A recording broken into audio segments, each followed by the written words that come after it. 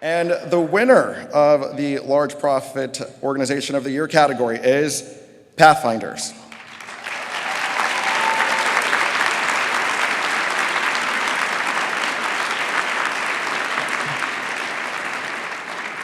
The organization has worked to serve runaway and homeless youth in the Milwaukee area for nearly 50 years. The organization serves nearly 7,000 young people under the age of 25, and the vast majority of them are people of color and low income, and many LGBTQ. Others have mental health issues. Under Pathfinder's unique model, the organization empowers young people as partners in the design and delivery of their case management. Many of them previously felt powerless to affect change in their lives. Empowering youth, changing lives is Pathfinder's mission. Accepting the award for Pathfinders is President and CEO Tim Bach.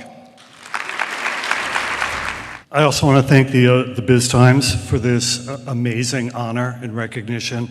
I have the privilege and the honor of working with an exceptional group of staff, volunteers, our board of directors. But I would be remiss if I didn't also thank the thousands of youth and families that we are privileged to serve each and every year here in Milwaukee. It is fitting, I think, in many ways that I'm up here today because the panel earlier this morning presented, I think, some really powerful testimony to the issue of homelessness in our community and ways that a problem that seems so intractable and so complicated is actually quite solvable if we have the individual and political and community will to do so. Our mission at Pathfinders is empowering youth and changing lives. And we often describe the work that we do for youth age 25 and under who are marginalized, who are vulnerable, and who are experiencing the trauma that comes from being homeless or having significant housing instability. We often talk about our work as making what is invisible to many more visible. It is hard to solve a problem if you don't know that it exists in the first place. And so our work largely focuses on making sure people in our community understand that homelessness cuts across all sectors, all parts of our community, all populations, and that many, many people, more than we can even imagine, have that vulnerability that comes from the risk of being homeless or experiencing housing instability.